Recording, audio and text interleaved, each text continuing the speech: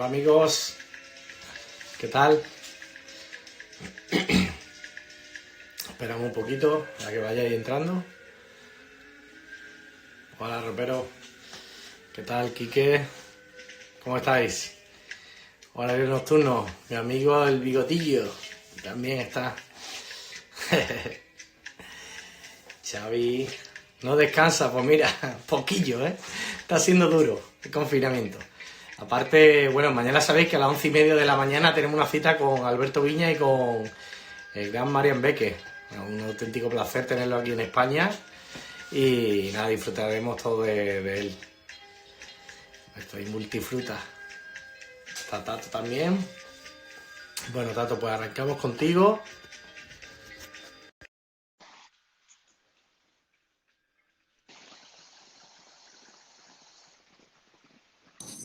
Aló, aló. Oh, estoy muy despeinado, estoy muy despeinado. Bueno, aquí hasta ahora se puede estar despeinado. Allí no sé si se puede estar despeinado.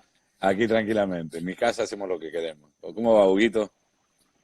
Gracias, Tato, por tu tiempo. Bueno, sabemos que seguro, aparte que te he visto en algún live, supongo que todo el mundo está ahí lanzándote propuestas para salir. Por suerte, sí, se ve que se acuerdan muchos y me están invitando y quiere decir, no sé, que tengo muchos amigos también, lo cual me pone muy contento. Eh, y en tu caso, bueno, conociéndonos, sí, también. Gracias por la invitación, con muchos amigos en común, pero no nos habíamos visto personalmente. ¿En estado? ¿Perdón? Uy, no te escucho. ¿En España has estado, Tato? En España he estado varias veces, pero solo Madrid y Barcelona. No Vale. he tenido la suerte de recorrer. Sé que es muy linda toda y quiero visitarla, así que espero que cuando vuelvan los vuelos pueda ir a visitarlos. Genial.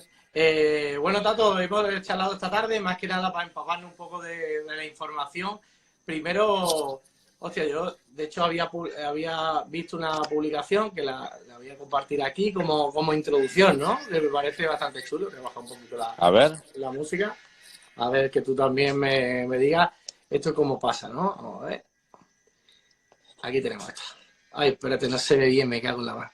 Bueno, número 16, como persona influyente. ¿Cómo consigue una persona mortal ser el número 16 en Argentina, ¿no? Donde parece que solo soy una máquina de hacer futbolista. Bueno, quizás me vieron jugar al fútbol, por eso me pusieron 16 y no uno, ¿no? No, aquellos mortales somos todos los que estamos en esa lista y en distintas partes del mundo y sí, creo que habla un poco de los años de trabajo más que nada y el reconocimiento de los amigos y sorprende por ahí para uno también darse cuenta que influye en tantas personas, pero también es una responsabilidad muy grande, ¿no? Porque Sí. lo que uno comunica se ve que llega y hay que saber cómo comunicar y qué comunicar. Bueno, háblanos, ¿cómo llega ya no, ahora luego hablaremos del bar, pero tu trayectoria profesional, ¿qué paso ha tenido? Soy de un pueblo muy pequeño, bueno, el pueblo era pequeño, sigue siéndolo, pero no tan pequeño, pero eran 500 habitantes cuando Ha pasado vivía. tanto que ya hasta el pueblo es grande, ¿no? Hasta el pueblo ha crecido. Bueno, tengo 46, casi 47, así que. Pero si bien nazco en Buenos Aires, a los 2 años vivía en Bariloche y a los 4 ya vivía en Pinamar y me considero pinamarense. Pinamar es este pueblo a 400 kilómetros de Buenos Aires, en auto, a 100 kilómetros de Mar del Plata, sobre la costa atlántica, un balneario que en los veranos se llenaba de gente y en invierno quedaba solo para disfrutarlo entre pocos, lo cual era muy lindo porque podíamos disfrutar del mar, de las playas y de los bosques de pinos con mucha tranquilidad. La verdad que fue una infancia muy linda. Crecí con un padre gastronómico, perdón, la gente que llama en este momento justo Nada.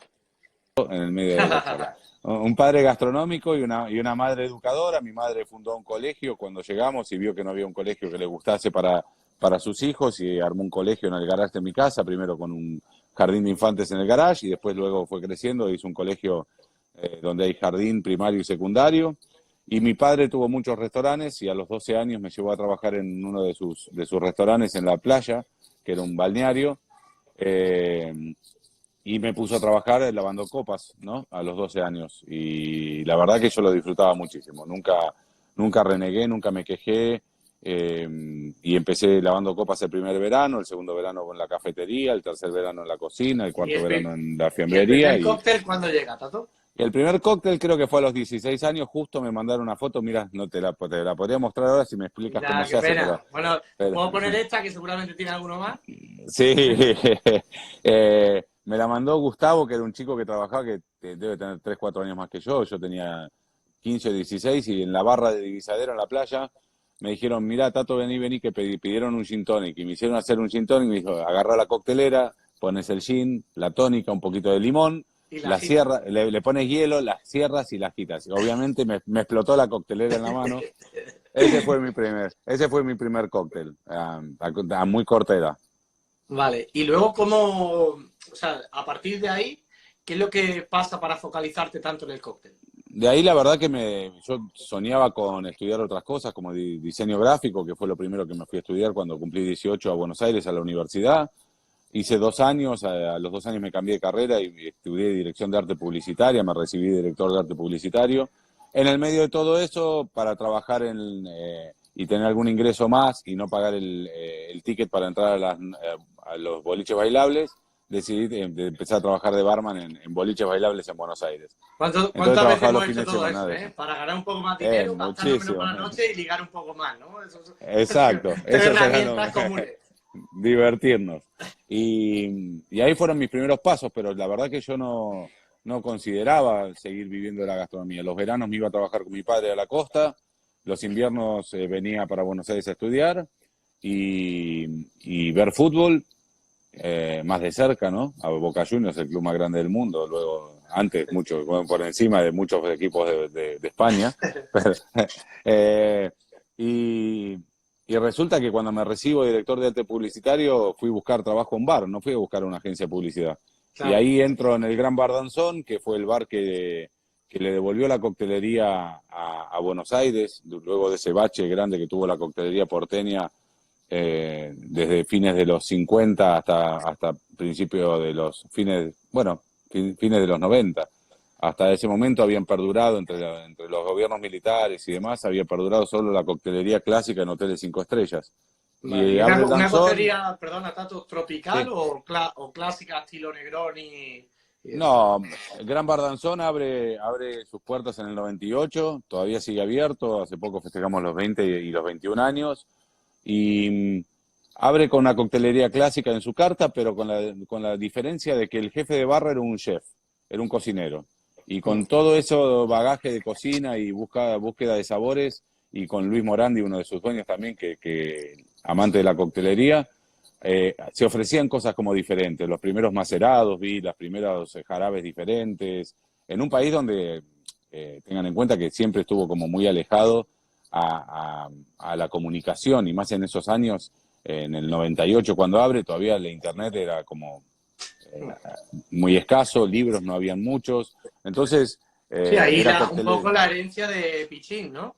Exacto, y lo que se veía, porque sí, en aquel momento un peso era un dólar, el argentino viajaba muchísimo, y viajaba mucho a New York, París, Londres, y volvían con lo que estaban tomando en Nueva York. Entonces te decían por ahí como me tomé un trago, venían al danzón y decían, me tomé un trago en New York que era de color rosa, que tenía cranberry, en Argentina no había cranberry, no somos Claro. productores de cranberry, y me acuerdo que hacíamos nuestra versión del Cosmopolitan, que era lo único que nos guiaba, era lo que nos contaban los clientes, El que era color, ¿no? De saber el color y poco más, ¿no? sí, en aquel momento había un vodka que se llamaba Finlandia, pero que era saborizado y tenía colorante. Entonces era de color. Entonces nuestro Cosmopolitan era básicamente eso, Cointreau, un toque de lima que machacábamos en la coctelera, un golpe de jarabe, y eso era nuestro Cosmopolitan. Nada, igual que con el mojito, fuimos aprendiendo cómo hacer mojitos por cómo nos contaban los clientes y lo que veíamos en libros antiguos, y uno fue modificando mucho su forma de trabajar con los Tato, años. ¿cuál dirías que es el cóctel emblema argentino? Igual, por El, ejemplo, en España yo te diría la sangría, fíjate. Sí, el Fernet con coca, ¿no? Prende con Claro. coca, ¿no? Sí, sí, que desde hace creo que un mes y medio, es reconocido por IVA como uno de los cócteles clásicos, el único cóctel clásico argentino. Después, si agarras libros de Pichín y libros de coctelería argentina, que es uno de los países de Sudamérica donde se han impreso libros desde 1890, encuentras un montón de cosas que dirías, wow, esto puede ser un clásico argentino, pero no lo es. Lo más popular y lo más bebido en la Argentina, aparte de la Ginebra Príncipe de los Apóstoles, es Fernet con coca. Bueno, ahora hablaremos de esa ginebra, pero es un poco contradictorio, ¿no? Porque igual si el italiano, pues casi todo a un perfil de sabores amargos, el argentino tiene como esas dos vías, ¿no? Tiene por un lado ese punto amargo de que pueda aportar un té, de hecho la hierba mate, ¿no? Por ejemplo, Sí. o también Fernet, como has dicho, pero luego también hay una tendencia a lo dulce, ¿no? O tropical. Un dulce porque es importante. al final el dulce de leche muy amargo no está, ¿no? No, pero digo, en las comidas sí, en la bebida no. Yo creo que es importante entender que Argentina es un país de inmigrantes, ¿sí? Donde la mayoría de los inmigrantes que más han forjado nuestras costumbres fueron obviamente los españoles y los italianos, pero de las 5 migraciones más grandes, que fueron Italia, España, Polonia, Francia y Reino Unido, hemos tenido características. Hay cuestiones que se dan muy particularmente en Buenos Aires, que es la mayoría de las confiterías, bares, restaurantes o bodegones fueron fundados por españoles, ¿sí? El italiano que llegó a la Argentina fue un italiano que fue a trabajar más el campo, pero dentro de la búsqueda de sabores es raro porque encontrás la mayoría de los dueños de bares españoles, pero con cocina italiana. Entonces ves muchas adaptaciones de paladares españoles a oferta de un gastronómico de paladares italianos a oferta de un gastronómico español en la Argentina. Entonces creo que no es muy normal y nuestra forma de beber sí es más llegada al italiano. El vermouth estuvo muy incorporado, los aperitivos, la cuestión amarga, como vos decís, está en el ADN argentino. Se perdió en los años 70 y 80 y se volcó mucho más a lo no diría a lo tropical, pero sí a lo dulce y a lo de tragos muy licorosos.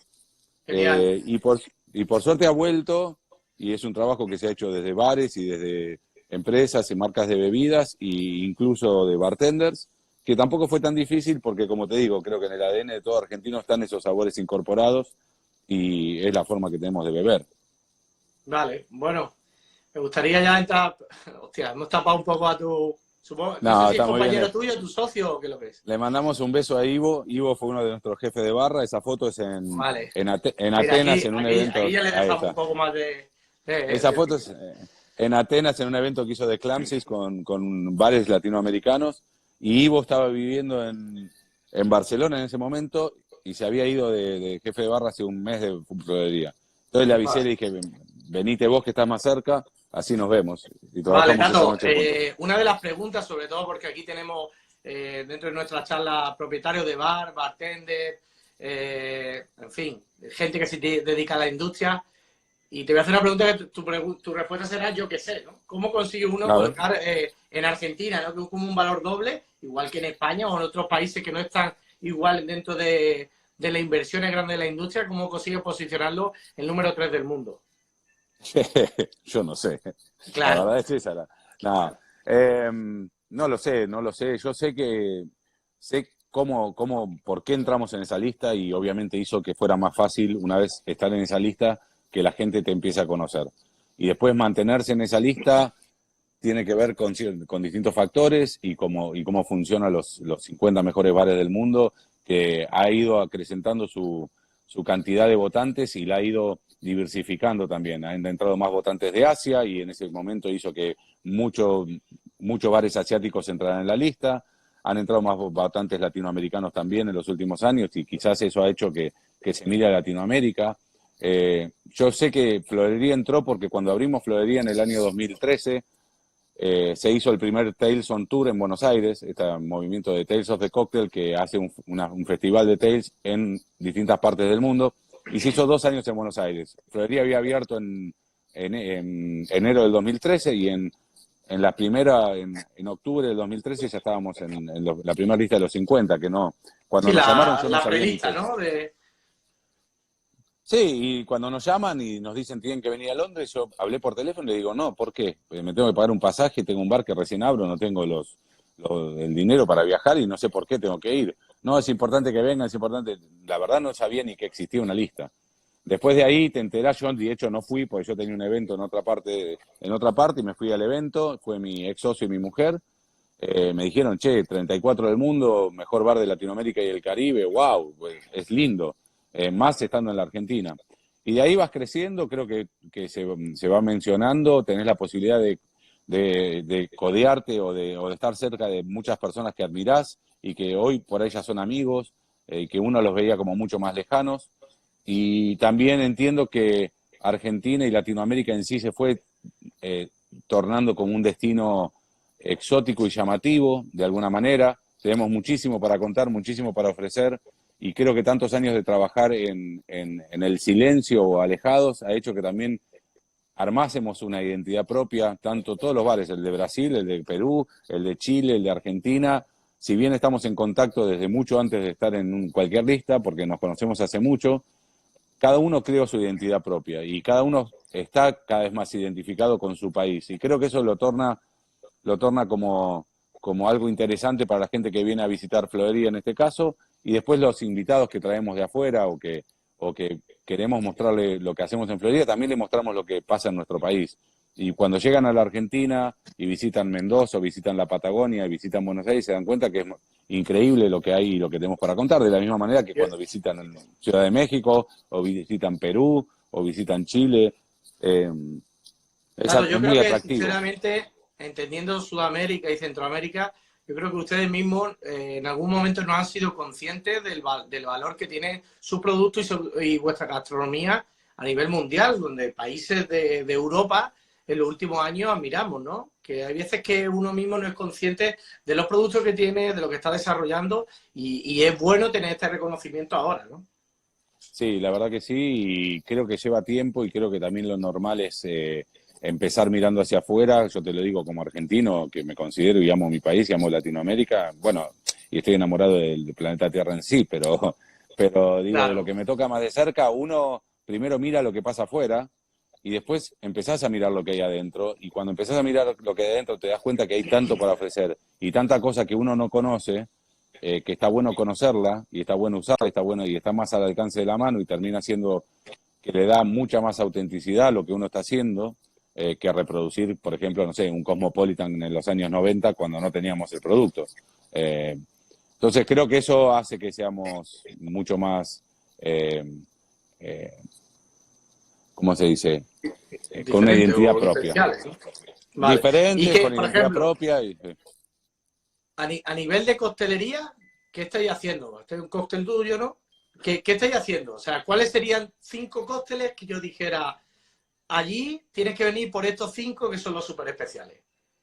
bueno, mira, la carta nueva de Florería, que la llegamos a lanzar 4 días antes del lockdown, de tener que cerrar, fue una de las cartas que más orgulloso me tiene. Florería nace como un bar de inmigrantes contando la historia de la inmigración en Buenos Aires entre 1900 y 1920, ¿no? Elegimos las 5 más importantes, que era la que te contaba, y una sección de tragos criollos, donde jugábamos un poco con la mezcla de lo autóctono y lo que había venido de Europa. Eso fue durante 7 años de vida de Florería, hasta esta última carta que siempre contábamos cada vez más usando producto argentino, pero con una identidad. Si voy a contar un trago italiano, busco el porqué de Italia y esos sabores, pero trato de reproducirlos con algo argentino. No, siempre fue un desafío entender cómo podía contar la inmigración y cómo podía contar que Argentina era un país que tuvo mucho más oleadas migratorias que las 5 que contábamos, hasta que el año pasado entendí que podíamos hablar de las colonias. Y esta carta nueva cuenta de 12 colonias y 3 pueblos originarios, y hay una búsqueda, nos llevó un año entero, hay una búsqueda detrás de cada cóctel. Trabajamos con el historiador más conocido de la Argentina que nos hace un resumen de cada una de esas colonias. Algunas prosperaron, unas fueron exitosas, otras fueron un desastre y la gente o falleció en la Argentina o se diseminó o se volvió a su país. Y, y tratamos de que todo eso se cuente desde un producto local y regional de esa misma zona donde estamos trabajando. No sé, por ejemplo, el Gaiman, que puede parecer un trago clásico y fácil. Gaiman es una colonia de galeses en Trelew, en el sur de la Argentina, que existe hasta el día de hoy y prosperó y es... Y a y nivel el de tra ingredientes, Tato, Y a nivel de Por ejemplo, ingredientes, ellos cultivaban el rubarbo, que es difícil de encontrar en la Argentina, comían muchos frutos rojos. Entonces trabajamos con la China Müller, que es una cocinera muy conocida en la Argentina, que vive en Bariloche, en la Patagonia, y tiene todo eso orgánico, natural y plantado, y trabaja haciendo vinagres y fermentos. Entonces le pedí si se animaba a hacernos un vino de rubarbo y corinto, y sí, nos hizo ese vino que llega vivo todavía a la florería, lo terminamos de estabilizar en florería. Se hace una reducción de torta galesa. La torta galesa es un postre, un pan típico de los galeses, que tiene pasas de uvas, canela, naranja, y con todo eso hacemos un jarabe, y después tenemos un agregado autóctono, si se quiere, Príncipe de los Apóstoles, que es pero de rosa vale, mosqueta. háblanos de él ¿Sí? antes de seguir con la selección de cócteles, Bueno, porque creaste una ginebra que la rompiste, ¿no? gracias a Dios, muy sí. Tiene 7 años de vida también. Lanzamos Apóstoles al mercado en abril del 2013, después de 3 años de haber empezado a hacer la receta. Destilamos en Mendoza, en un alambique de cobre alemán de 400 litros. La receta nace por una necesidad interna de algún día hacer un destilado, y me llevó mucho tiempo entender, porque no sabía si un destilado tenía que hacer gran volumen, si iba a haber mercado. Empecé a viajar, y como los viajes siempre te abren y te modifican las formas de mirar, un día me invitan a una destilería muy pequeña en el centro de Londres, que resulta que era la destilería Sipsmith, cuando empezaron en un garage pequeño, y cuando entro digo, wow, un alambique, unos tachos macerando alcohol con hierbas, digo, por ahí no necesito mucho más que esto. Entonces vuelvo a la Argentina y empiezo a pensar ese gin que yo quisiera, o que sabía que iba a ser un gin, porque el gin y la ginebra estaba creciendo en el mundo, y sabía que tenía que tener un ingrediente que nos representaba, que era la yerba mate, que también estaba creciendo en el mundo. Ya era reconocida en Estados Unidos y decían que tenía más propiedades que el té verde. En Alemania hacían gaseosas y cerveza de yerba mate.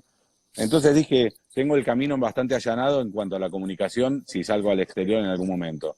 En Argentina la gente le va a parecer interesante una ginebra argentina de yerba mate. Entonces agarro la forma en la que tomamos el tereré, que es la forma fresca o fría de tomar mate, que es básicamente una mezcla de hierbas, que cada uno tiene su receta, yerba mate, agua fría y cítricos. Entonces digo, tiene que tener yerba mate, eucaliptus, pomelo rosado, peperina, que es una menta que crece endémica Sí. en la Argentina, enebro y bayas, perdón, Y, y, y coriandro.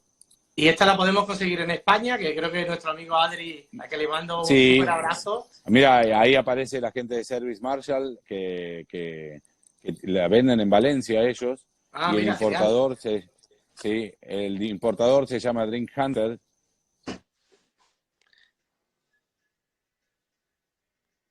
Ahí está la cobertura. Esperamos a Tato. Vamos a ver. Se ha quedado pillado. Le ha dado un buche de.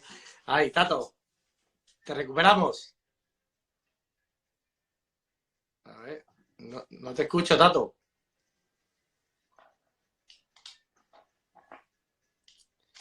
Se ha quedado pillado. Vamos a ver. Voy a ver. Tato, ¿tú me escuchas? Vamos a ver. Tato, ¿me escuchas?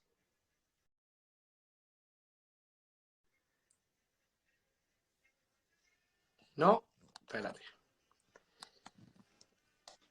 Habla tú.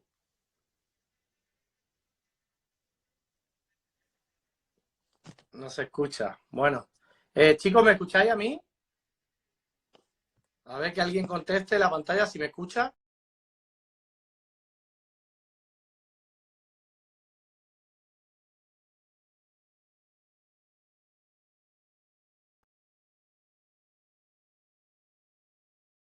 Vamos a ver si. Tato, ¿me escuchas? A mí sí. A mí sí. Tato, habla. Tú no. ¿A Tato? Eliminar a Tato. Vale. Vamos a enganchar con Tato de nuevo. Bueno, esto es lo que tiene el directo. No pasa nada si luego tenemos que renovar. Vamos a ver con nuestro Tato.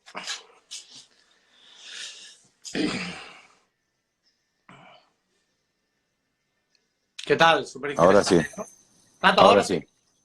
Perdón, ¿eh? Nada, nada. Eso yo creo que el pan de leña que ha hecho esta Sí. tarde ha roto el wifi. No pude comer nada, se lo comieron mis hijos. Pero bueno. Pues nada, Tato, bueno, ahí aparecía escrito quién era la persona el importador en España El- y que estoy seguro que habrá mucha gente interesada. Otra de las cosas, Tato, que me gustaría contar, ¿qué nexo tiene la gastronomía o la comida incluso con el local?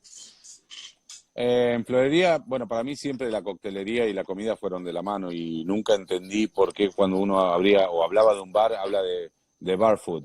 Bar food, no sé qué es bar food, o siempre tiene que haber una hamburguesa en el menú, o tiene que haber algo de sándwiches, o papas fritas o nachos, ¿no? Cuando en realidad, si uno trabaja la comida, puede trabajar clásicamente como si fuera un restaurante.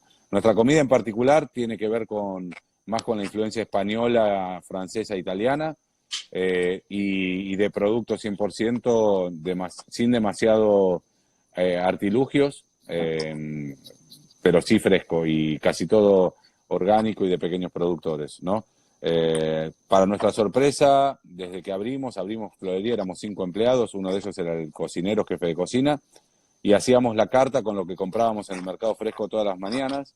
Eso duró un mes y medio, porque empezó, para nuestra sorpresa, a reservar gente para venir a cenar. Y al empezar a venir a cenar y reservar, a veces nos quedábamos sin producto. Entonces tuvimos que optar por hacer unos menús estacionales, donde podíamos ya trabajar de otra manera. Hoy es de la forma en que trabajamos, rotamos los menús bastante. Y con la importancia y con la tranquilidad de que el que viene a comer a Florería puede cenar como en un restaurante, y el que viene a beber puede beber como en un bar, y el que viene a hacer las dos cosas las puede hacer como en un bar y un restaurante. Luego, otra de las cosas, para mí, por ejemplo, me parece súper interesante, ¿no? Hablamos esta tarde que estás viviendo en Brasil, ¿no? Sí, estoy viviendo en Río de Vale, Janeiro. vale, pues si estás viviendo en Brasil, ahora mismo creo que tienes en marcha 3 negocios. ¿Cuántos Eh, están? bueno, tenemos Florería Atlántico y Roticería Atlántico, uno al lado del otro, que son los negocios que tengo con mi mujer. Después Vale. tengo los negocios que tengo con Adrián, que tú conoces, que es Sí, pero toda la parte de los destilados, más 2 gintonerías, una en Rosario y una en Córdoba, más un local de choripanes que tengo con otros socios, con el que fue nuestro primer jefe de cocina en Florería, y Adrián y otros socios. Y sí, estamos a la lejanía. Uno se ¿cómo acostumbró se, a cómo se trabajar. hace eso desde la distancia? Que todo funcione bien, que tenga el sello que tú quieres, porque esto es súper difícil. Muchas veces uno en un local se va una semana de vacaciones y cuando llega está la casa desordenada, ¿no? Yo creo que cuando me vine a vivir a Río, vinimos por una cuestión de que queríamos que nuestros hijos crezcan en la naturaleza y cerca del mar, y en una ciudad que por ahí nos pudiera dejar hacer negocios también. Y con un aeropuerto internacional y cerca de Buenos Aires, 2 horas y media de vuelo, lo que hace que siempre o mi mujer o yo estamos en total por ahí 15 días al mes en Buenos Aires. A veces menos, pero hasta que me vine aquí estaba de barman en Florería, atrás de la barra, 16 horas por día, 6 días por semana, y creo que me ayudó muchísimo poder irme. Me costó mucho entender cuál era mi lugar cuando volvía, porque en la barra no tenía más lugar y molestaba, porque del otro lado yo no sabía cómo estar del otro lado del bar, porque si sos barman estás acostumbrado a estar de un lado y del otro, es medio difícil, no sabes ni cómo caminar el salón cuando está lleno. Eh, pero sí, lo que me permitió y me enseñó es algo que yo creía que hacía, que era delegar, y que me di cuenta que no lo hacía, que pensaba que delegaba, pero al final las decisiones las tomaba yo. Y estando lejos tenés que empezar a entender que tus sueños y las cosas que uno crea las puede compartir con otra persona, y que se transforman en los sueños de otra persona, y hay que entender por qué eh, esa persona decide hacer tal cosa, y entender en qué uno tiene que estar, en qué detalles, y qué es lo que uno va a aportar como dueño del lugar y como visión externa que aporta el venir desde otro lado. Entonces sí, me enseñó a delegar, me enseñó a rodearme de gente que a veces crea y confía y que sueña similar, y también me permite, estando lejos, creo que fue lo que me permitió hacer otras cosas y crear otras cosas y apoyarme en otras personas y sumarme a sueños de otras personas para que, pues si no hubiera sido imposible. Yo sé que si hubiera estado en Buenos Aires, hoy seguiría teniendo solo Florería Atlántico y estaría Y, 16 y horas lo, y por lo día mi- ahí. y lo mismo no tendría ni familia, ¿no? Al final muchas No, veces claro, cuando... eh, exacto, veo Claro, más a mi familia ahora, obviamente, por más que a veces viajo muchísimo y el tiempo que tengo con ellos lo disfruto mucho más que cuando estaba en Buenos Aires. No, a mis hijos los veía los domingos nada más, por más que vivíamos en la vale. misma casa. Me gustaría, Tato, retomar un poco lo de los 50, ¿no? Porque me gustaría saber dos cosas, ¿no? La primera, ¿qué repercusión tiene en el negocio una vez que ya aparece en las listas? Real. Y luego, ¿qué campaña hay que hacer? Campaña porque la gente se cree que, hostia, pues esto no, pues no es que haya que vender un producto, pero al final también tienes que promocionar lo que estás haciendo, porque probablemente todo el mundo no tiene la capacidad de ir a tu local y conocerlo, ¿no? Claro. Bueno, en la lista estamos desde que abrimos, solo en el año 2015 no estuvimos 51, que también es como estar en la lista. Eh, pero sí la lista ayuda por muchos lugares y ayuda mucho en la comunicación. Ayuda a que tu bar sea reconocido internacionalmente, que no solo gente de la industria sepa que tu bar, porque todas las notas que salen alrededor de estar en la lista, tú entras a Google a buscar, no sé, yo viajo a Valencia y digo, mejor bar de Valencia, y me van a aparecer en una lista de bares en Google, ¿no? O en el buscador que busques. Entonces ayuda a estar como más Después depende en qué puesto de la lista estás, viene mucha más gente a tu bar, hacen cola en la puerta y también sucede que por ahí viene mucha gente que no, que no va a bares normalmente, pero como te ve que sales hasta en el diario menos conocido, pero sales, van a tu bar. Por ahí se decepcionan porque dicen, esto es el bar. Bueno, todo Un bien, bar se es un pueden bar al decepcionar. final, ¿no? Lo hablamos Claro, hoy, ¿no? sí, exacto. Eh, y, y después a nivel comunicación, obviamente cuanta más gente te va conociendo, más fácil es comunicar, ¿no? Y después en las redes sociales, hoy creo que es la forma de mayor comunicación posible. Y después viajando, tratando de que cuando te invitan de distintos países a representar a tu país y a tu bar, hacer las cosas bien para que hablen bien de, mirá qué bueno lo que están haciendo en Argentina, ¿no? Y eso ha pasado en los últimos años, porque al ser cada vez más conocido Florería, te invitan a hacer guest en otras partes del mundo, o como tú que me estás llamando, y creo que no solo por mi nombre, sino más que nada por Florería me llamas, ¿no? Sí. ¿Sí? Y Sí, también bueno, nos llegamos a aparte conocer de... por eso. No, al final, claro, la gente muchas veces conoce el local y a partir de ahí pues empieza a tirar de la manta de quién es la persona que está detrás del proyecto, ¿no? Claro. Eh, dos preguntitas más, Tato. ¿No echas de menos hacer cócteles? Hago cócteles, ¿eh? Hago cócteles todo el tiempo, ¿no? Echo de menos, sí, me gusta mucho estar atrás de la barra. Ya no aguanto estar en un shift completo, la verdad es esa, varios días por semana menos. Pero hay veces que cuando vuelvo a Florería me pongo atrás de la barra y trabajo y me gusta mucho estar involucrado en la creación de los cócteles nuevos de la carta.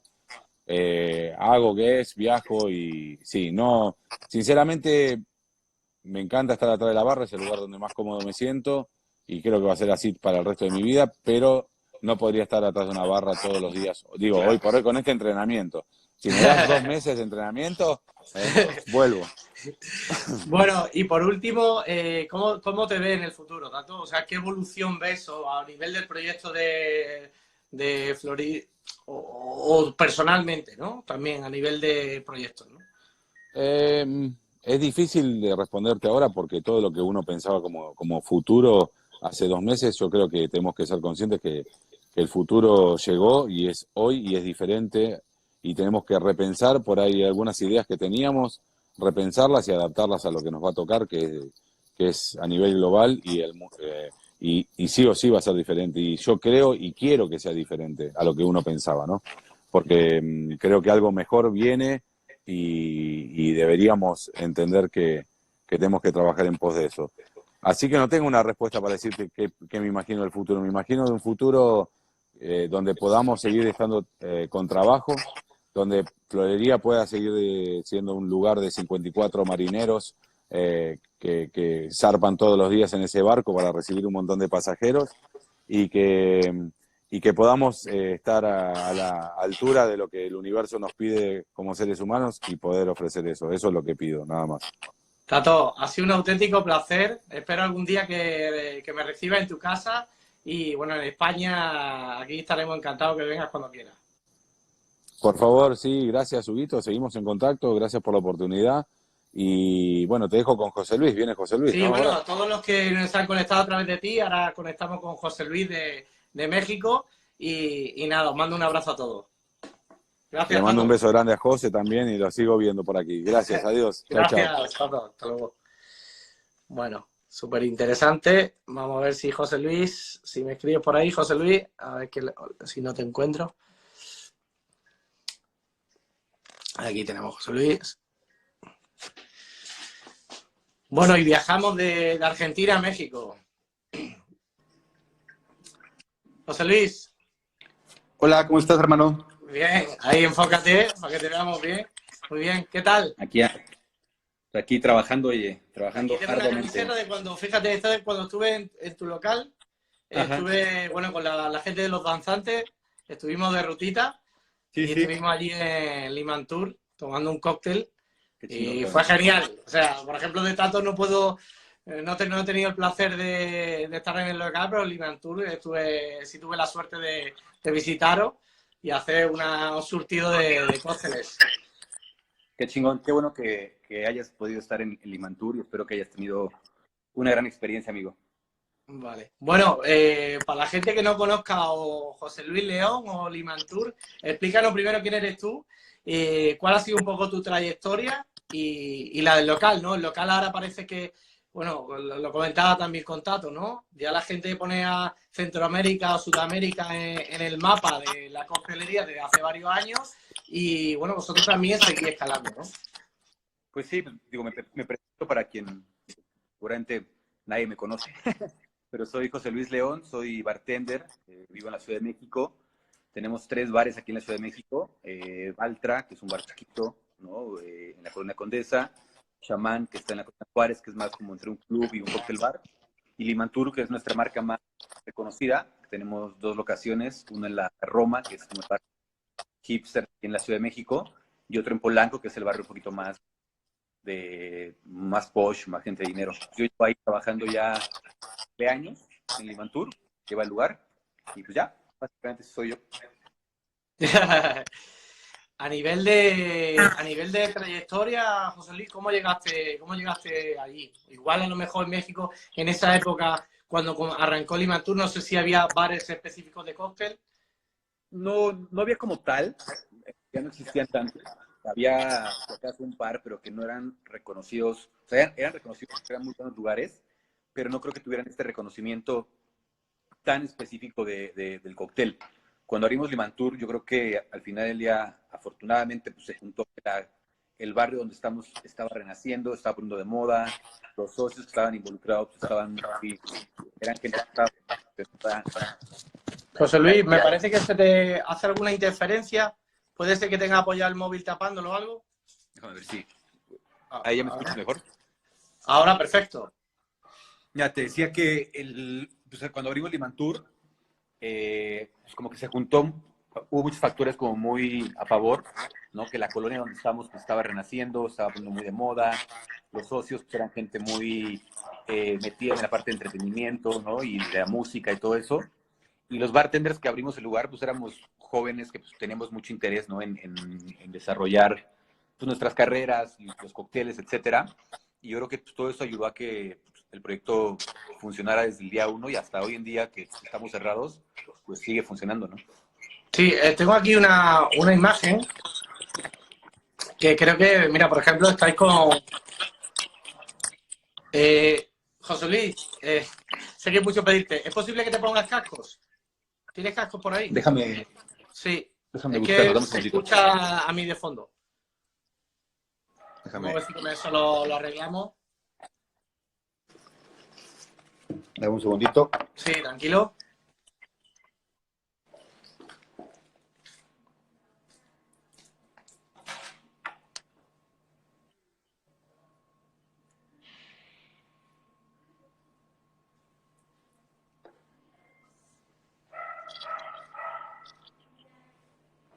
Listo, hermano.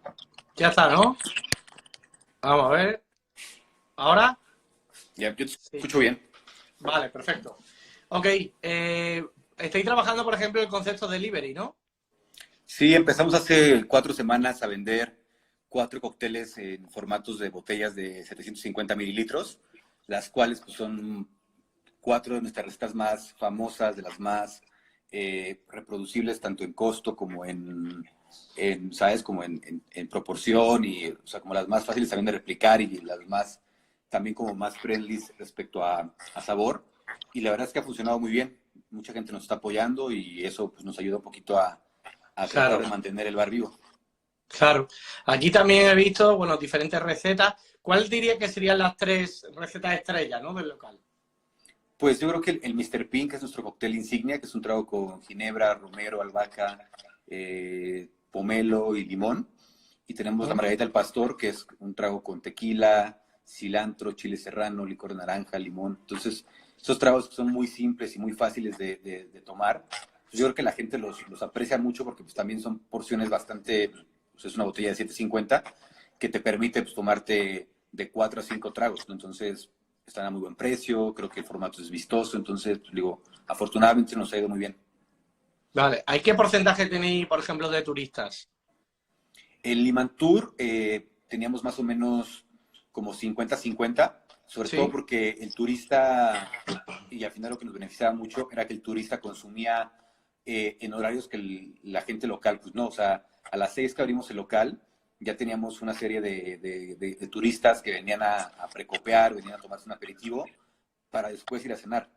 Generalmente en un bar regular, pues, en ese horario, los locales están vacíos porque pues, es la hora en la que abres, la gente se está saliendo de la oficina, se está moviendo, entonces el mexicano no consume tanto esas horas. Entonces justo el turista llega como durante las primeras horas y luego ya llegan los locales, ¿no? A consumir. Pero yo creo que Vale, va a estar luego como unos 50-50.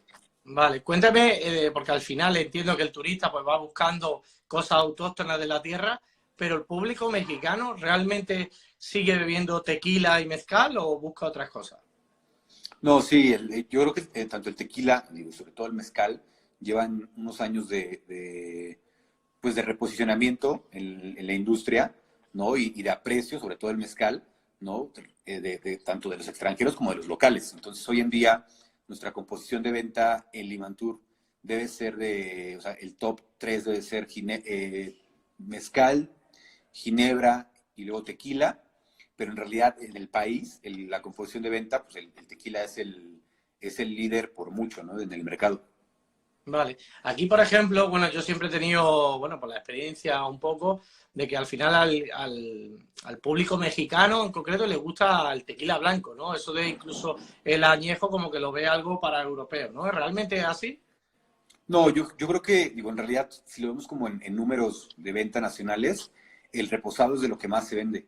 O sea, el tequila reposado es lo que más la gente consume y hoy en día está viendo un crecimiento de un nuevo formato que son los tequilas cristalinos, que Eso. son tequilas o reposados o añejos que pasan por un proceso de filtrado y pues, quedan transparentes, ¿no? Entonces, hoy en día eso es lo que está posicionando incluso todavía más arriba al tequila como la categoría más importante en el país.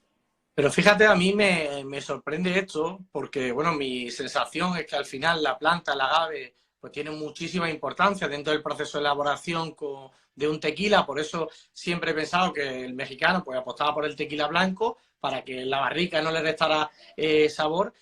Y me sorprende que un producto que a priori pues tiene un repose o un añejamiento en barrica y luego filtrado que quieras que no resta un poco de sensaciones de agave. Como esto es, o sea, que ese producto triunfe en lo europeo me parece lo más lógico, pero que triunfe en México me sorprende, fíjate.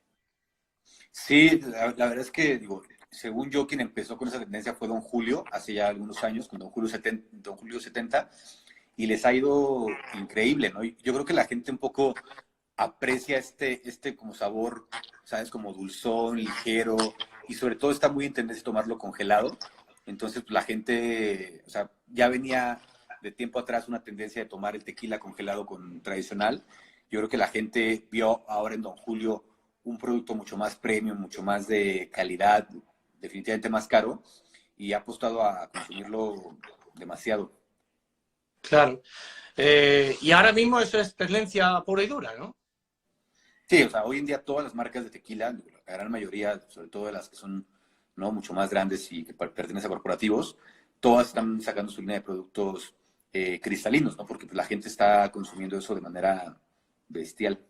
¿Y es tan caro en México como en España? Me refiero, ¿sigue siendo un tequila por encima en precio que un añejo? Yo creo que se mantienen porque al final del día pues, cada marca tiene su receta, ¿no?, propia. Entonces, por ejemplo, creo que Don Julio 70, si mal no recuerdo, es reposado, que después lo filtran, pero está Maestro Tequilero que es añejo con reposado. Entonces, como que cada una tiene su mix y en función de eso pues, lo posicionan ya sea entre el reposado y el añejo o ligeramente arriba del añejo. Entonces, pues, cada marca tiene una estrategia distinta, pero yo creo que en precios pues, está muy a la par de los reposados y los añejos. Ah, vale, vale. Sí, porque un poco también por perfil de sabores, digo, a lo mejor para el público que está comenzando, pues un producto genial, ¿no? Porque no es bastante sencillo a nivel de sabores, ¿no?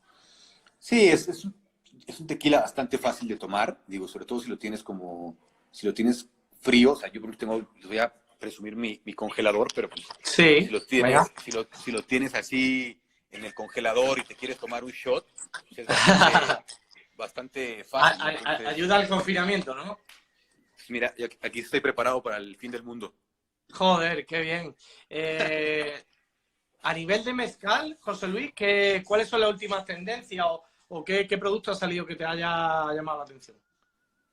Pues, en general, yo creo que tenemos hoy en día una sobreoferta de mezcal en México, porque cada vez hay más marcas, cada vez hay más proyectos y desafortunadamente pues no todos estos proyectos son transparentes, ¿no? Mucho de lo que hoy en día se ha convertido como en el día a día del mezcal es este discurso de apoyo al campo, de sustentabilidad, de respeto al productor, ¿no? Y difícilmente es como tangible, ¿no? Es eso, o sea, al final todo el mundo viene y te cuenta la misma historia y el mismo discurso, pero es complejo, ¿sabes? Como realmente ver ese efecto, ¿no? En los pueblos. Entonces yo creo que hoy en día, sin lugar a dudas, los proyectos más interesantes son aquellos en los que puedes, sí, al menos sentir que lo que ellos están haciendo por el campo es lo, ¿sabes? Como es verdadero. Porque al final del día, digo, o sea, más allá de que hayan ampliado la norma y la denominación de origen y cada vez haya más estados donde puedas producir y haya un agave distinto, o sea, al final del día, si eso no tiene un tema de hacia futuro y de desarrollo de la sociedad, pues un poco como que es irrelevante, ¿no? Entonces yo creo que hoy en día a mí proyectos que me parecen como interesantísimos respecto a todo lo que sucede, pues está Rey Campero, está ¿qué otro mezcal? Real Minero, que tienen proyectos como sociales muy interesantes, ¿no? Y te digo, definitivamente, pues cada una de estas marcas, cada tanto pues, saca productos nuevos, especiales, pero pues, también son lotes muy pequeños que responden 100% a la disponibilidad de la planta. Ahí, por ejemplo, bueno, hablaban también del problema del agave, ¿no? ¿Qué realidad hay sobre esto, no? Si realmente se van a empezar a acelerar los procesos porque dicen que se está acabando el agave, ¿qué realidad o qué sabes de este tema? Pues hay una crisis, sobre todo en la parte del tequila, ¿no? Respecto al precio del agave, que se está yendo por las nubes. Pues obviamente, yo creo que todo este tipo de cuestiones tienen trasfondo político, económico, de empresas muy grandes que pues al final del día o acaparan, ¿no? O el agave y hacen que pues al final del día el precio se vuelva inaccesible para productores independientes y un poco pues, lo que quieren es canibalizar, ¿no? el mercado. Yo creo que el mezcal, de alguna manera, tiene una parte pues, un poquito más compleja, porque pues, yo creo que los mezcales más interesantes pues, son los agaves silvestres, ¿no? Y esos son agaves que pues, no puedes cultivar y que pues, dependen 100% de que el buen... Lo dice un compañero, a ver si puede tener el móvil fijo en un sitio, en el espacio, apoyado. Sí, porque ahí, a ver, ahí lo suelta. ¿Lo tienes ¿Ahí? suelto? No, lo tengo agarrado, como lo estoy cargando aquí con el... Vale, vale. Ok, otra de las cosas de otros destilados de agave. por ejemplo, pues Bacanora, Sotol, que bueno, sabemos que es un primo, que es tendencia realmente, se está trabajando. Pues o sea, no es tendencia porque pues, en realidad todos los productos son productos muy de nicho, ¿no? Que al final del día, hoy en día tiene un desplazamiento, pues, sobre todo en el extranjero, ¿no? En Estados Unidos están muy interesados en ese tipo de productos. Y aquí en México, pues se usan de manera muy esporádica en bares de coctelería, ¿no? O sea, sí hay un interés por los bartenders de dar a conocer los productos a los extranjeros, sobre todo que son los que los pueden pagar, pero pues, para nada creo que estén significando un desplazamiento suficiente pues, para que a los productores les sea rentable, ¿no? Entonces, creo que hay mucho por hacer en ese campo para promover más esos ingredientes, para promover más estos productos y que los productores sí encuentren una oportunidad de negocio slash mantenimiento de su economía a través de venderle a esos lugares. Vale, luego no sé si es una pregunta comprometida, pero ¿hay posibilidad o ve en el futuro de que, por ejemplo, se pueda producir tequila en todo México o mezcal en todo México? ¿Qué opinas de este tema? Pues el tequila como tal no. Yo creo que sobre todo la industria tequilera es una industria muy bien organizada que genera millones de pesos en ingresos, impuestos, ¿no? Que tiene una cantidad de empleos pues, muy grande y dudo mucho que vayan a ampliar el territorio, ¿no? No tiene como ningún tipo de sentido. La norma del mezcal hace poquito amplió el número de estados de 9 a 11, si mal no recuerdo, y un poco pues, hubo muchas protestas, ¿no? Respecto al ampliamiento de la Claro, al final el que denominación de está origen. dentro no quiere que se amplíe, claro, que está afuera Claro, sí, ¿no? Ahí en tu sí, zona, por ejemplo, raicilla, ¿no? Un poco el destilado que equivale, tú estás en DF, ¿no? en DF no, en la raicilla está más hacia el estado de Jalisco, es la misma zona Vale, productora casi del tequila, donde se produce la mayor parte de tequila. Aquí en la Ciudad de México pues, no se produce nada. El Estado de México con algunos municipios entró recién a esta ampliación de la DO del mezcal, pero pues, sí, o sea, yo veo difícil que amplíen, claro. ¿no? Como los espacios porque pues, no le conviene a muchos productores, ¿no? Y al final del día los grandes jugadores en estos negocios pues, no quieren ver tocados sus Claro. intereses, ¿no? Claro. ¿Y el pulque, ves que puede ir un poco más allá o no? Pues lo digo sobre todo a nivel internacional. Es complejo. Aquí, en México creo que está creciendo porque creo que sí hubo una cierta revalorización de, pues, en general, los ingredientes nacionales. Y el pulque pues, tiene también un nicho en la gente joven, porque pues, al final del día es un producto muy barato, que cuando tú eres joven pues, no te puedes comprar un mezcal de 800 pesos, pero pues te puedes comprar un litro de mezcal que te cuesta 50 o 100 pesos. Entonces, Claro. creo que el pulque tiene un nicho en la gente joven y creo que en un futuro pues, esa misma gente joven, si lo aprecia y lo valora, pues, podría encontrar una manera de comercializarlo, porque pues, al final del día, al ser un fermento, es compleja su distribución, ¿no? Porque la fermentación pues continúa, ¿no? Evoluciona y sobre todo en el pulque, esta fermentación, pues, más allá de afectar en sabor, afecta mucho en textura y eso es lo que a la gente que lo prueba de repente le puede parecer un poco como complicado e incómodo. Entonces, está padre que la gente joven hoy en día tenga un aprecio, ¿no? Más allá de la parte pues, de fiesta y de alcoholismo que te pueda generar el pulque. Creo que es interesante porque creo que son ellos los que en un futuro podrían encontrar nuevas maneras de comercializarlo para darle, ¿no? Un poquito más de amplitud al desplazamiento. Vale. Luego, no sé si conoces la marca Curado y qué opinas, ¿no? De ese mestizaje o ese camino entre un tequila, pero que luego también utiliza infusión de agaves cocidos de otras variedades. Pues me parece interesante, o sea, veo honestamente complicado que un producto de ese tipo, sobre todo en México, penetre de manera profunda, porque pues, el mexicano es muy, siento que de repente somos muy cerrados en lo que consumimos, ¿no? Y somos un poco también pues renuentes a que lo nuestro, a lo que lo nacional, pues lo vengan y lo modifiquen, ¿no? Sobre todo porque, pues, digo, como mexicanos yo creo que así somos. Me parece que es un producto 100% de nicho, ¿no? Que en coctelería pues, definitivamente podrías encontrarle un uso distinto, ¿no? Que te permite también pues, tener un poquito de discurso respecto a qué contarle al cliente, ¿no? Al final, yo creo que en los bares de coctelería lo que queremos son esas cosas que pues, te permitan contar más historias, porque pues, las historias se agotan, se cansan y la gente pues, quiere escuchar nuevas, ¿no?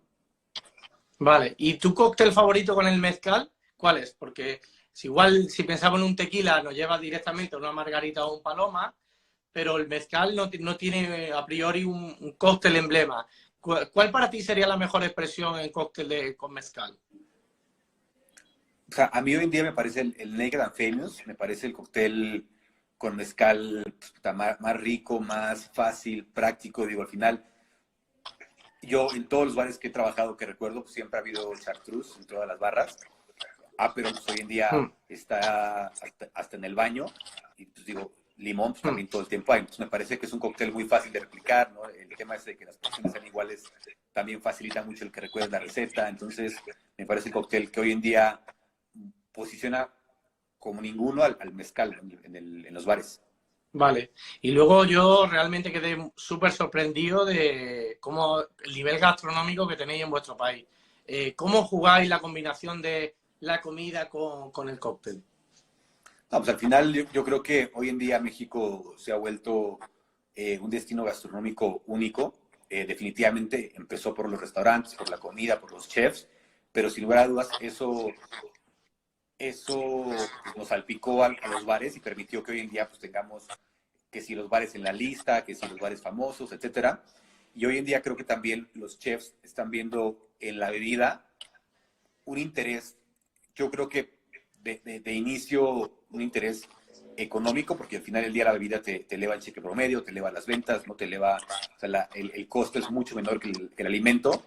Y creo que están viendo en la bebida este asset que te genera mayor margen, ¿no? Y que, by the way, hace mucho sentido con la comida, ¿no? Entonces, por ejemplo, hoy en día, un Puyol, que es el restaurante más emblemático en México, creo, no sé en qué número está ahorita de los 50 Best, hoy en día te ofrece una experiencia de omakase, ¿no? Acompañado, antes era de cócteles, luego lo cambiaron ahora a mezcales, entonces le dan un peso mucho mayor a los destilados, a los cócteles y a las bebidas en general. Entonces creo que, sin lugar a dudas, todos los fine dinings y después eso se va a contagiar a los otros restaurantes, van a apostar cada vez más al alcohol y a las bebidas preparadas. Vale, y a nivel de formación de bartending, ¿cómo hay muchos bartenders que se están iniciando, que tienen ganas? ¿Cómo está ahora mismo el sector? Pues sí, definitivamente está creciendo porque pues, al final, te digo, aunque no tenemos tantos bares de coctelería especializados, o sea, sobre todo porque pues, somos un país, una ciudad con 20 millones de habitantes, tenemos puta, tal vez no más de 20 bares de coctelería, entonces en realidad son pocos. Pero Ya. hacia donde está migrando un poco, yo veo la profesionalización, ¿no? O el interés hacia el cóctel, pues hacia los restaurantes, ¿no? Hoy en día los restaurantes cada vez ofrecen más opciones de coctelería, ofrecen menús un poquito más elaborados, mucho más pensados, y sin lugar a dudas pues, surgen de una persona que los prepare, ¿no? Entonces, creo que sin lugar a dudas está creciendo el interés en la profesión, el interés en aprender, el interés en desarrollar cosas, pero desafortunadamente nos falta algo que nos certifique, algo que nos enseñe, ¿no? Algo que sea un poquito más tangible, más allá de lo que tú puedas aprender en tu lugar de trabajo en el día a día, ¿no? Entonces, hace poquito acaba de surgir una iniciativa con toda esta coyuntura del COVID, de crear la MXBG, que es como el Mexican Bartender Guild, que es una réplica de lo que sucede en Estados Unidos con la USBG, que de momento pues busca encontrar apoyos, ¿no? Económicos para los bartenders, que somos los más, de las profesiones más afectadas por toda esta situación, pero que a futuro está viendo cómo se convierte en este ente regulador que profesionalice y certifique pues, a toda la gente que esté interesada en trabajar en esto. Pues José Luis, ha sido un placer, se va a cortar porque se cierra la hora. Estaré encantado de visitarte en otra ocasión y tienes tu casa en Málaga, en España, y nos Muchas vemos gracias, pronto, hermano. amigos. Un Recordar a abrazo. todos, gracias José Luis, recordar a todos que mañana continuamos la sesión a las 11:30 con Alberto Viña y el gran Marian Beque. Así que hasta mañana, nos vemos. Besos a todos.